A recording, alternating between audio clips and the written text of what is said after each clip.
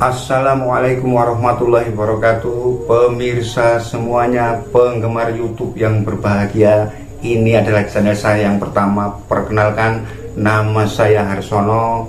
Dalam channel saya ini yang pertama membahas berbagai macam sejarah dan hal-hal yang bersifat mistis dan misteri. Bagi teman-teman dan saudara-saudari yang menyukai channel saya ini, saya mohon bantuannya untuk like, komen, dan subscribe. Atas bantuannya saya ucapkan banyak terima kasih. Assalamualaikum warahmatullahi wabarakatuh. Salam seduluran. Assalamualaikum warahmatullahi wabarakatuh.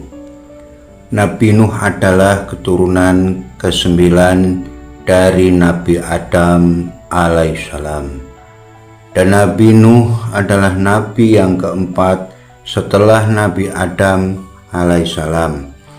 Pada saat masyarakat mulai melakukan berbagai kemusyrikan dan kemungkaran serta melupakan Tuhannya atau Allah, maka pada saat itulah Allah mengutus Nabi Nuh alaihissalam untuk mengajak umatnya kembali ke jalan Allah. Kemaksiatan dan kemungkaran serta kemusyrikan yang dilakukan masyarakat pada saat itu adalah mereka banyak menyembah berhala atau patung-patung yang mereka buat sendiri, dan patung-patung itu mereka beri nama sendiri sesuai dengan keinginan masing-masing. Bahkan mereka juga sangat meyakini bahwa patung-patung itu mempunyai kekuatan gaib dan mistis. Nama-nama patung mereka sembah itu diberi wangi-wangian, dan diantaranya ada yang bernama Wat, Suwa, Yaqut, Ya'uk, dan Nasr. Nabi Nuh adalah nabi yang sangat cerdas dan penyabar, dan Nabi Nuh juga memberikan pengertian kepada umatnya betapa maha hebatnya Allah yang telah menciptakan langit dan bumi beserta isinya. Di antara matahari, bulan, bintang, hewan, dan tumbuh-tumbuhan, termasuk manusia juga, Nabi Nuh pun memberi penjelasan tentang surga dan neraka. Siapapun yang berbuat kebaikan dan beramal soleh, maka orang tersebut akan dimasukkan ke dalam surga. Dan barang siapa yang suka berbuat kemungkaran, kemaksiatan, serta kemusyrikan, maka akan ditaruh di dalam neraka. Nabi Nuh melakukan dakwah siang dan malam, baik secara sembunyi-sembunyi atau terang-terangan. Pada usia yang ke-450 tahun, Nabi Nuh diangkat menjadi Rasul, dan beliau wafat pada usia 950 tahun. Dengan demikian, Nabi Nuh berdakwah di tengah-tengah umatnya selama 500 tahun. Meski sudah berdakwah selama 500 tahun, namun pengikut Nabi Nuh sedikit sekali, kurang lebih hanya 100 orang. Di umat Nabi Nuh banyak yang ingkar jika mereka diajak beribadah kepada Allah dan meyakini tentang keesaan Allah, selalu menentang dan malah menyepelekan. Pengikut Nabi Nuh kebanyakan dari golongan orang-orang yang tidak mampu atau miskin, sedangkan golongan para bangsawan dan orang-orang kaya malah memusuhi Nabi Nuh.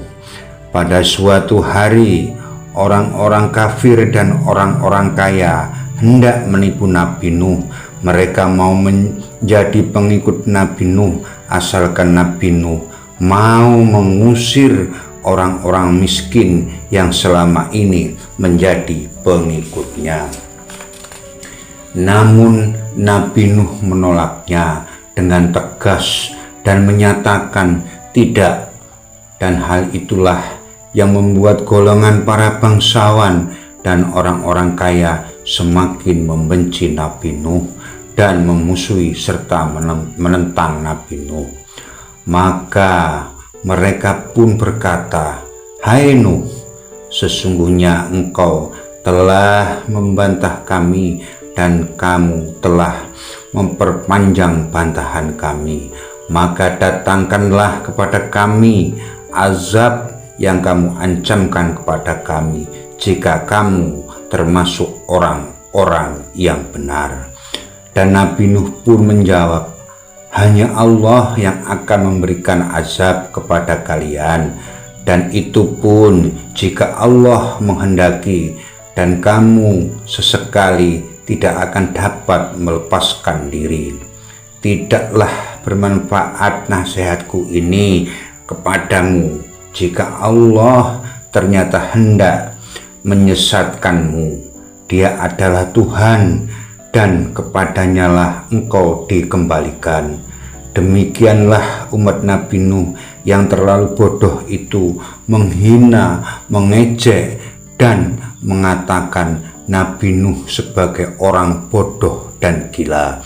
Nabi Nuh tetap menjalankan tugasnya sebagai Nabi Allah, walaupun orang-orang kafir tetap menentangnya dan mengancam akan merajam Nabi Nuh secara beramai-ramai. Setelah dakwahnya menemui jalan buntu dan pengikutnya sedikit, maka Nabi Nuh pun mengadakan dan berdoa kepada Allah, "Ya Allah, jangan engkau biarkan satupun orang-orang kafir tinggal di atas bumi ini. Sesungguhnya apabila engkau biarkan mereka tinggal, niscaya mereka akan menyesatkan hamba-hambamu, dan mereka tidak akan melahirkan selain anak-anak yang berbuat maksiat dan sangat kafir." Allah mengabulkan permintaan Nabi Nuh, dan Nabi Nuh pun diberi petunjuk agar membuat kapal yang besar. Dengan perahu itu nanti Nabi Nuh beserta pengikutnya akan selamat, sedangkan orang-orang kafir yang ingkar pada Allah akan ditenggelamkan dan dibinasakan dengan banjir yang sangat besar, dan tak satu pun dari mereka yang selamat, dan semua akan binasa. Selama Nabi Nuh dan pengikutnya membuat kapal di atas bukit, kaum Nabi Nuh yang ingkar malah mengolok-olok dan mengejek dan mengatakan Nabi Nuh gila dan sebagainya. Bahkan di antara mereka ada yang berani membuang kotoran atau tai atau berak di atas perahu yang dibuat oleh Nabi Nuh. Tentu saja hal ini mereka lakukan ketika Nabi Nuh beserta pengikutnya sedang tidak ada di tempat. Tapi atas kuasa Allah, orang-orang yang berak di atas kapal Nabi Nuh itu sakit perut, dan tidak ada satu tabib pun yang bisa menyembuhkan. Dan akhirnya mereka datang kepada Nabi Nuh untuk menyembuhkan sakit perutnya tersebut.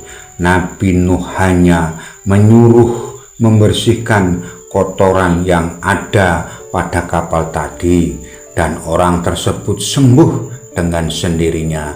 Semua itu atas izin Allah, kata Nabi Nuh. Sesuai wahyu Allah, Nabi Nuh beserta pengikutnya naik ke atas kapal, dan Nabi Nuh membawa berbagai macam binatang.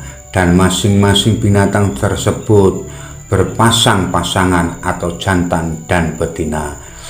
Selang berapa waktu atau hanya dengan hitungan detik saja setelah Nabi Nuh masuk ke dalam kapal beserta para pengikutnya yang beriman, cuaca yang tadi cerah tiba-tiba berubah menjadi mendung dan gelap, hitam dan pekat.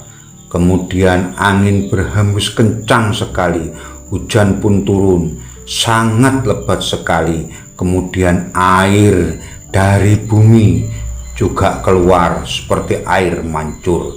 Sebelumnya belum ada hujan selebat itu. Air seperti ditumpahkan dari atas langit. Rumah-rumah mulai tenggelam. Angin kencang sekali disertai badai yang mengerikan. Kilat pun menyambar ke sana kemari dan semua penduduk panik dan berhamburan dan berlarian mencari tempat yang tinggi. Bahkan ada yang memanjat pohon dan berlarian ke gunung. Ada pula yang naik di atas rumah. Akan tetapi air terus naik seperti mengejar mereka dan menenggelamkan semua yang ada. Dari kejauhan Nabi Nuh melihat putranya yang bernama Kan'an sedangkan berlari kencang menuju puncak gunung yang paling tinggi kala itu, dan seolah-olah gunung itu yang akan menyelamatkannya. Akhirnya Nabi Nuh memanggil anaknya, "Hai anakku, kemarilah, naiklah ke kapalku, kau pasti akan selamat." Namun apa jawaban Kan'an, si anak durhaka itu? "Tidak, aku akan berlari ke atas gunung itu dan aku pasti akan selamat." Nabi pun berteriak lagi, "Anakku, pada hari ini tidak ada orang yang dapat selamat dari azab Allah kecuali orang-orang yang bersamaku." Akan tetapi Kan'an, si anak durhaka itu, tetap sombong dan terus berlari. Kan'an tidak menghiraukan ayahnya sama sekali. Kan'an berlari menuju puncak gunung. Kan'an memang anak durhaka. Ia tidak mau mengikuti ajaran ayahnya. Bahkan Kan'an lebih suka hidup bersama orang-orang kafir. Dan oleh karena itulah Kan'an tidak mau naik ke kapal Nabi Nuh. Nabi Nuh merasa terpukul dan sedih sekali. Seperti apapun Kan'an, tetaplah putranya sendiri. Dan Nabi Nuh pun berdoa kepada Allah agar Kan'an diselamatkan. Namun Allah tidak mengabulkan permintaan Nabi Nuh.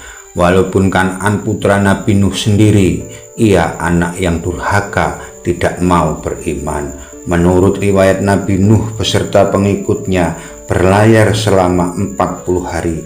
Setelah banjir reda, kapal Nabi Nuh terdampar di puncak gunung yang zaman dahulu disebut Gunung Jodi, dan Gunung Jodi itu ada di wilayah Turki. Nabi Nuh diperintahkan turun oleh Allah beserta pengikutnya dan binatang-binatang yang ada di kapal. Dengan kejadian banjir besar tadi, maka binasalah orang-orang kafir yang menentang Nabi Nuh. Dengan demikian, hanya pengikut Nabi Nuh yang hidup dan menempati bumi ini. Mudah-mudahan sekelumit cerita ini dapat bermanfaat untuk para pemirsa. Sekian dan terima kasih.